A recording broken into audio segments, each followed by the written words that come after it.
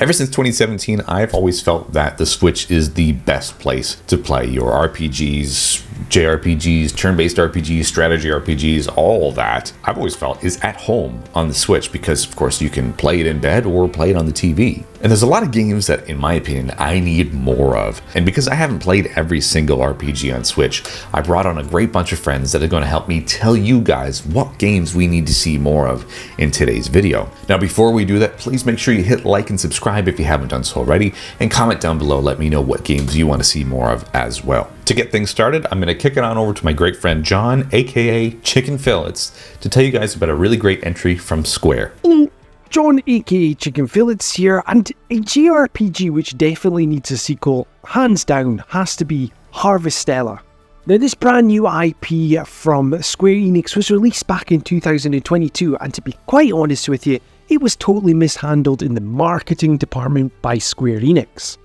This game was marketed as a farming sim game, but honestly, this is a JRPG with more to offer than just farming. This has an excellent action combat system. The story of Harvestella you could get lost in for hours on end. The cast of characters in Harvestella as well will be a cast that you will grow to love. They are fantastic.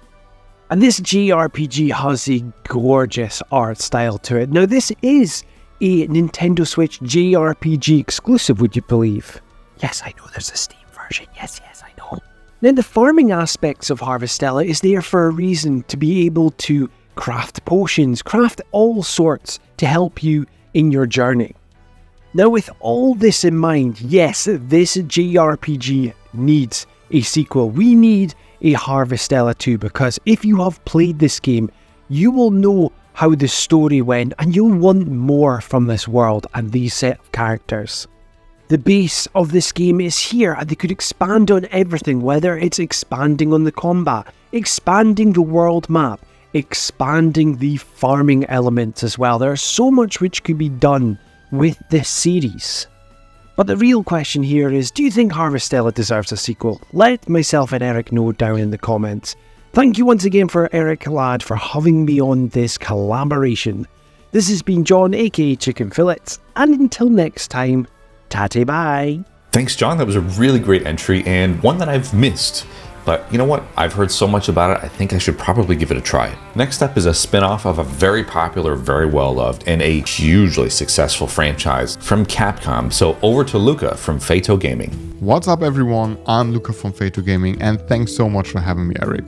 The Nintendo Switch is a great console for RPGs, and it's home to some fantastic exclusive JRPGs as well. So of course there are many RPGs that desperately need a sequel. The game I want to see a sequel to is Monster Hunter Stories 2. If you don't know the spin-off, you probably think, wait a second, the Monster Hunter games aren't exactly RPGs. Yeah, well, no, this one's different. The Monster Hunter Story games are turn-based JRPGs instead of brutal action-focused games. The gameplay is heavily inspired by Pokemon, as your combat party includes the monsters you tame along the way. And collecting them is the cutest thing ever. Basically, you go into the monster's den to find an egg, and then wait for it to hatch in your village. And there you can watch them break the shell, and it's so cute. Well, after that you force them into brutal battles, which is not so cute anymore, but at least it's a whole lot of fun. Combat is turn-based and essentially works with a rock, paper, scissors system. There are a few nice twists to the combat as you get further into the game, and it's incredibly satisfying and fun. And that's pretty much all there is to the Monster Hunter Stories games. You go and steal the egg to become a parent of hundreds of monsters, then fight with them in a really cool combat system and experience the light-hearted story along the way. I want to see a sequel to Monster Hunter Stories 2 for many reasons. First off, I would love to get back into this addicting gameplay with new monsters, a new story, and new places to discover. Also, Capcom could improve on so many aspects, like making exploration more rewarding and a better multiplayer experience. Overall, I would say the Monster Hunter Stories series hasn't reached its full potential, so there has to be a sequel. Would you like to see a sequel to Monster Hunter Stories 2? Let myself and Erek know in the comments.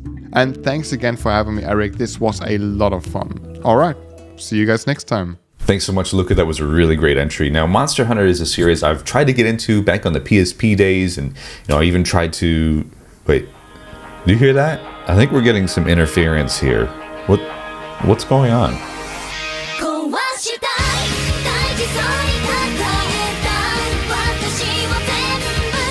Hey guys, Up in Nimbus here. So thank you so much to Erek Lad for inviting me onto this collaboration of yours. My choice for a Japanese role-playing game on the Nintendo Switch that I would love to see a sequel for, Tokyo Mirage Sessions Sharp FE.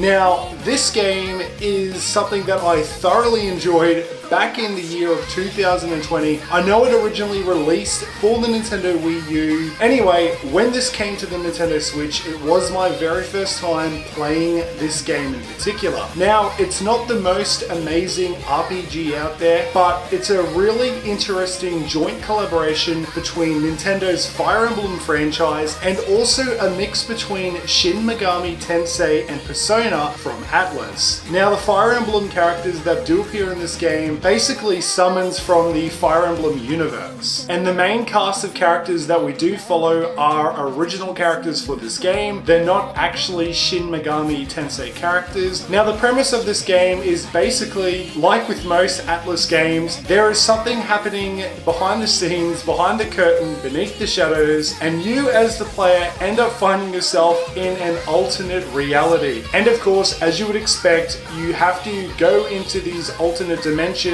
and ward off evil and bad guys that are plotting their nefarious schemes behind the scenes so that the real world doesn't collapse and fall into disarray. But I'm not gonna lie, the one little soft spot I have for this game is the whole Japanese idol theming. I just really like the premise of being in the entertainment industry and working your way up through the charts and becoming a superstar. And also, if we did get a sequel to Tokyo Mirage Sessions, we could introduce even more Fire Emblem summons from future Fire Emblem games that have come out since both Awakening and Fates. And I definitely think that whatever flaws were within this original title, Atlas could definitely look at fixing those, amending those, enhancing the experience of a sequel, and making that said sequel an even bigger and better world to explore. And yes, absolutely, I would love to return to the entertainment industry setting. I just like the idea of this crossover and the whole theming behind Tokyo Mirage Sessions Sharp FE. So there you have it, guys. That was my choice for a sequel I would love to see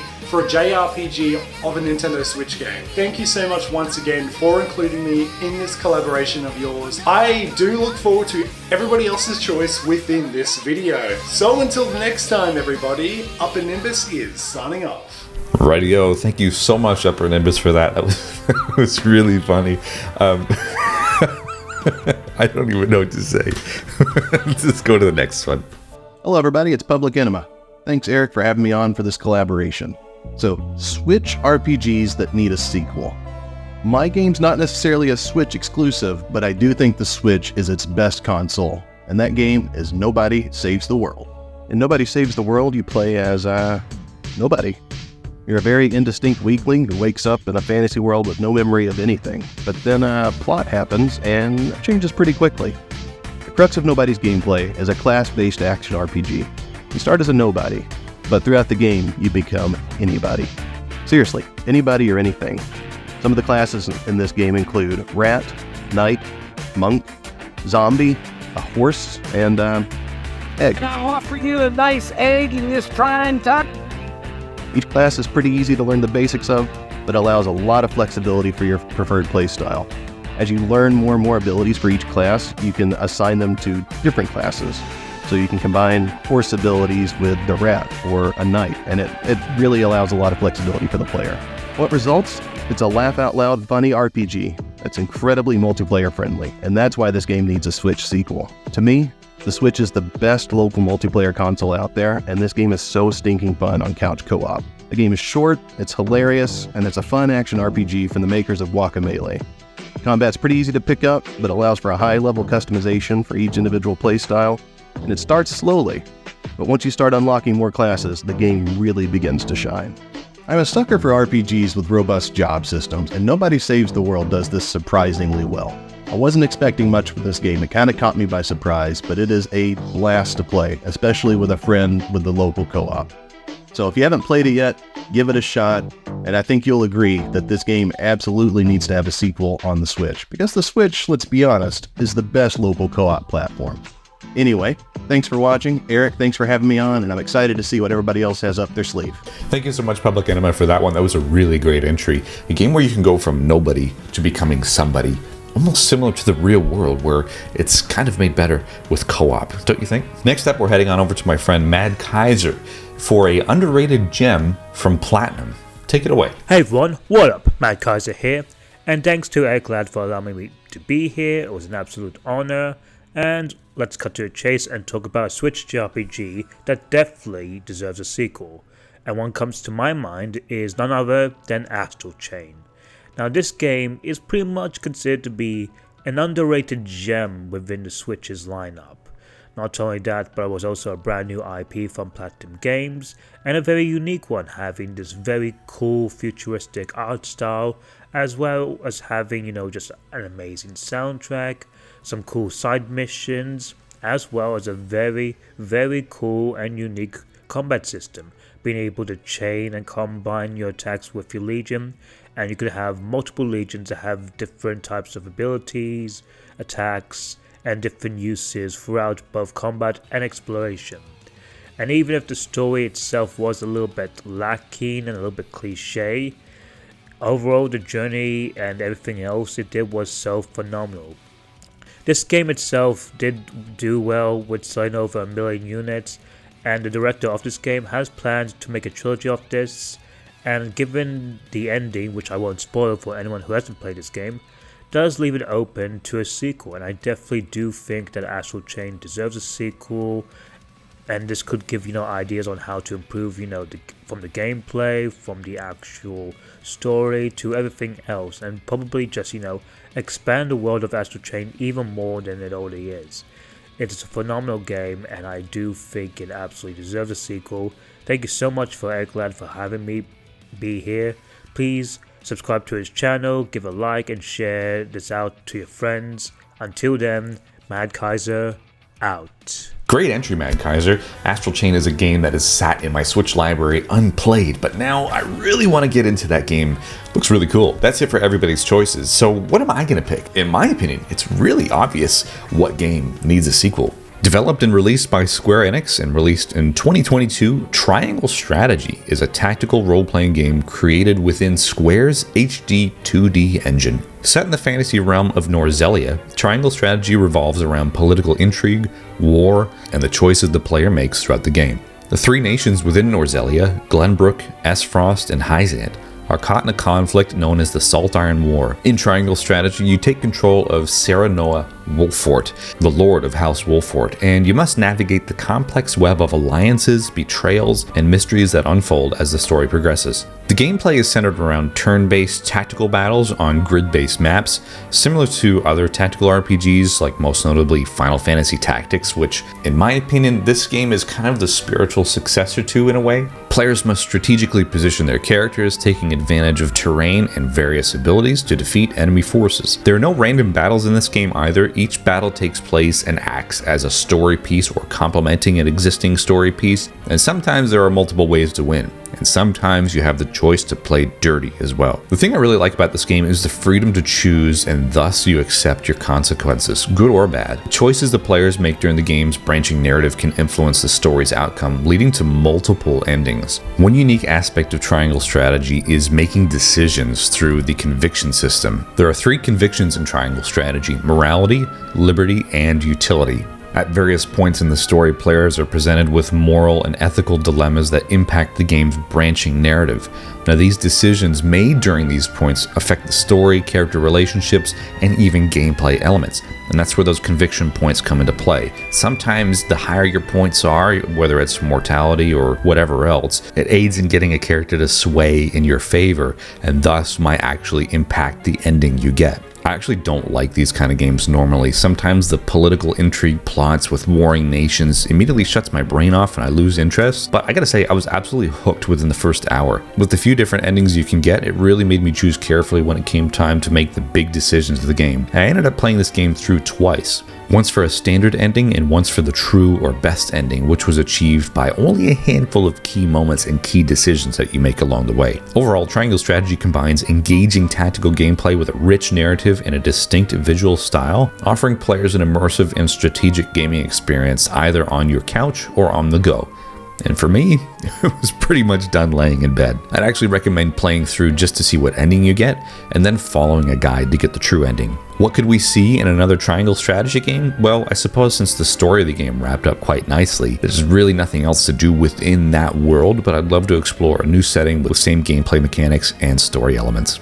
So there you go, Triangle Strategy is my choice. I would love to know what your choices are, so make sure to leave a comment down below, and also make sure to subscribe to everybody that's been featured in this video. Make sure to check the description for everybody's channels. So many great channels and content creators here featured today, and wow, so many games as well. So thank you so much everybody for watching today's video. Please make sure to hit that subscribe button and like if you haven't done so already. And again, comment down below, let me know your RPGs on the Switch that we need more of. Thanks so much for watching today's video, guys. We'll see you on the next one. Take care.